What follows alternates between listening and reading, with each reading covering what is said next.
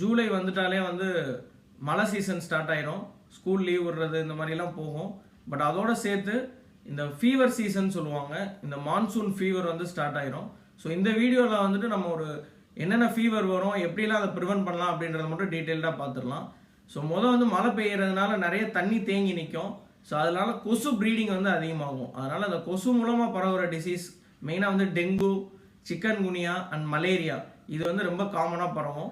So இதை prevent பண்ணுறதுக்கு நம்ம வந்து தண்ணி தேங்க விடாமல் மெயின்டைன் பண்ணுறது, அது மாதிரி mosquito repellent, mosquito net use பண்ணுறது, இதெல்லாம் பார்த்து நம்ம ப்ரிவென்ட் பண்ணிக்கலாம்.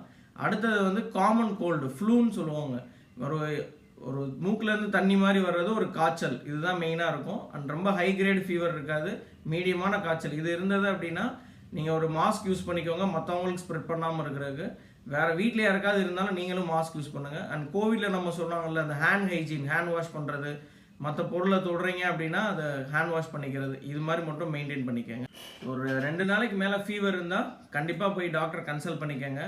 அண்டு ஸ்டே சேஃப் மக்களே. தேங்க்யூ.